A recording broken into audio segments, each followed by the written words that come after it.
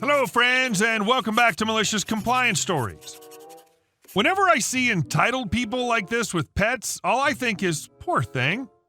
I get to walk away, but you can't escape this weirdo. We start our video with the story of our OP's encounter with another Karen. But before we begin, best way to support our channel is to leave comments, like, and subscribe with the turned on bell so you don't miss the new video every single day. Karen accused my dog of being rabid at the vet. It was an early Wednesday morning, and I brought my dog to the vet to check his tail. I noticed the night before that his tail was no longer standing up and was hanging low between his legs, which was not normal. He's a beagle. I also noticed that he was in a bit of pain as he would suddenly clench his body and release the tension after a few seconds. So I took him to the vet and got the doctor to run a few tests on him to find out what was wrong. Now, this veterinary clinic only allows one client at a time at their reception area. The client they're currently servicing should be the only person in their reception area since it's a small clinic. The rest of the clients are directed to the waiting area where they're told to queue to avoid any problems. As I said, it was still early and my dog and I were the first to arrive, so we were directed immediately to the reception area so they could service my dog. My dog was obviously under a lot of stress and pain that day, so he was a bit agitated and kept clinging to me. Nevertheless, the doctor was able to run tests on him, and my dog and I were sitting in the reception area waiting for the results and the possible medication that would be prescribed to him, along with the bill. A few minutes later, an old woman and her dog suddenly entered the reception area. She then sat directly in front of me and waited for the staff to notice her. By this time, my dog was still in pain and stressed out, and the woman was currently on a phone call talking loudly in front of us, which did not help the situation. A few minutes later, my dog started barking at the lady as he grew even more stressed by her loud conversation on the phone. The staff tried to walk my dog around the clinic, but it didn't help as he was still trying to cling to me for comfort, so I carried him and hugged him to calm him down. A few minutes passed and the old woman ended her call and started to accuse my dog of being rabid and said she didn't feel safe around my dog. The staff tried to tell her that my dog was probably scared and stressed since he was in pain due to his tail. They also added that they know my dog and have never seen him act rabid or aggressive toward them. Still, Karen was now shouting and pointing at my dog, saying that he would bite the staff and that they should not have allowed my dog to enter the clinic. With her shouting, my dog started barking again, and by this time, the doctor came out holding the results and prescription for my dog and asked what was happening. After the staff told the doctor of the situation, the doctor immediately told Karen that she knew my dog and that he was obviously scared of Karen. She continued to accuse my dog of nasty things, which were so ridiculous that I found myself unable to argue due to her ridiculousness and merely laughed at her. The staff and the doctor were already speaking up for me, so I tried my best to calm down and help calm my dog. Eventually, the staff told Karen that she was not even supposed to be at the reception area because she was not currently being serviced and that only my dog and I should be there. Hence, they led her to the waiting area outside. My dog immediately calmed down as soon as she walked out of the room. The doctor and the staff apologized to me for what happened, but I told them they didn't do anything wrong and that I was glad they had helped me with the situation. Thankfully, my dog's tail eventually got better after a few days. And our second story. Never steal cookies from the computer savvy. So this happened a few years ago. My office went to the open layout plan. They got rid of cubicles, and basically it turned into what we call the call center. Desks lined up next to each other and no privacy from coworkers. Each person gets a laptop, a dock, and 2 monitors on arms. I get placed next to this gentleman I'll call John. John was a fairly nice guy. We got along pretty well. He's probably 10 years older than me. One day, my coworker, I'll call Dan, showed up to talk to John. They start chit-chatting, and I decided to stroll to the cafeteria to see if they had any freshly made peanut butter cookies. And oh boy, did they. Still warm, too. Should be a crime to sell them because they're addicting. I make my way back to my desk, and Dan is still there. He says something to me, and we start chatting. I place my cookies on my desk and turn to engage in conversation with him. We talk back and forth a minute, and he says he has to go. Not wanting to waste the warmth of those delicious cookies, I turn around to find them. Not there. Did I misplace them?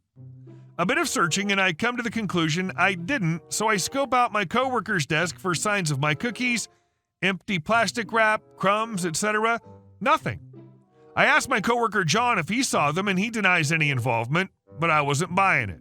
A bit of pressure and he cracks. Says he stole my cookies as a joke and gave them back. None were eaten. No harm done, right? Wrong. They were cold. I wanted those damn cookies still warm, and here I had 3 miserably cool but still pretty delicious cookies, so I verbally vowed revenge. Now, I like to consider myself technically inclined, so my revenge couldn't be rage-fueled but cold, like my cookies, calculated and intelligent. After a month of quiet contemplation, enough time for him to forget, I found the perfect tool, a wireless mouse. I slapped that dongle in the back of his dock, where he'd be none the wiser. Now I could mess with him whenever and however I wanted. But I had to be smart about it as to not get caught or do something detrimental to his work. For example, coworker would come over to chat with John. John turns his chair to chat. I secretly get to work by pulling out the mouse, open an unrelated application like Windows Media Player, which was on his taskbar, and hide the mouse. He'd turn around confused and continue his day. Another example would be lunchtime. He'd get up to warm his lunch without locking his computer. He'd have some applications open and I would minimize them. He'd come back and mumble under his breath and act confused. More subtle things would be changing where his cursor was in a Word document or email. Since he was a keyboard looker when he typed, he would type his current thoughts on the wrong spot, and it would take him a few seconds to realize his mistake. This went on for weeks. Some days I'd hit him several times, and others none. No harm done, except he started getting paranoid.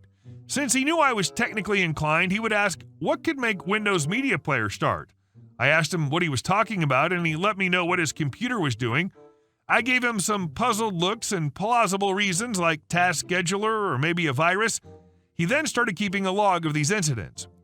As time went on, I became bolder in my revenge. Instead of waiting for him to get up or to talk to a coworker, I do it when he would be writing on paper at his desk or looking at his phone. Cue my F-up. It was about 7 weeks in when one day he was playing with his phone when I went to change his cursor location in an email and he saw it move. He looks at me, sees my hand under the desk and says, "I suspected it was you." The ruse was up. I admitted it, he laughed, checked the back of the dock and found the dongle, and then it hit him. This was because of the cookies, wasn't it? And that's how I gained the reputation of being a cookie monster. And our next story. Karen wants to live in my house. Calls 911 on me when I won't let her in. Hey friends, let me share with you the most bizarre and chaotic night I've ever experienced. Strap in, it's a wild ride. Last night at 3 a.m., I was jolted awake by my fence alarm blaring. My initial thoughts went from burglars to trespassers, so I quickly put on my pants and grabbed my gun. Turns out my stepsister climbed over my small wooden fence in the backyard and broke an entire section that fell down with her like in a Simon Pegg cop movie. My stepsister Karen. However, she was furious and drunk after a heated argument with her husband over some obscure concert. Karen smashing dishes and even breaking toilet bowl with a crowbar. She'd take her husband's car and drive 200 kilometers to my place, all in her stoned state. It's a miracle she didn't driving into Lake on Way. I approached her, stowed away my weapon, and asked her what was going on. She was in tears and kept screaming about how the devil took her family and how they threw her out. It was quite a scene, considering it was the dead of night in our quiet rural community. Karen demanded that I let her stay in my house, and considering I only have one bedroom in my house and I sleep there with my girlfriend who hates Karen as much as I do, I told her no. So she decides to call police, tell them that I'm keeping her from entering her home. Cops get here quick, 3:30 a.m., they show up, I see them talking to her in my driveway. A few minutes later, the officer knocks on my door. Your girlfriend says she lives here. Yeah, Karen introduced herself as my girlfriend, even though she's my stepsister and we have the same last name. I immediately cut him off and tell her that I own this house. I offer to show him documents. Initially annoyed, the officer tried to intervene, saying that Karen claimed to live here, but I cut him off, asking him to check the address on Karen's ID card. This seemed to calm him down a bit, and he agreed to speak with Karen and return shortly. Around 10 minutes later, the police returned to my door, this time accompanied by 3 officers, one of whom seemed to hold a higher rank. They asked if there was any possibility of letting Karen stay for the night since she was heavily intoxicated and unfit to drive. I firmly expressed that it wasn't feasible for her to stay here, but suggested that perhaps she could sleep in her car outside or seek accommodation elsewhere. Seemingly convinced, the officers left. However, just moments later, I heard a loud crash as Karen's car collided with another part of my fence. In a daring move, she made a U-turn on my lawn, obliterating yet another section of the fence. The cops didn't even have time to drive 100 meters away, then come back and arrest Karen.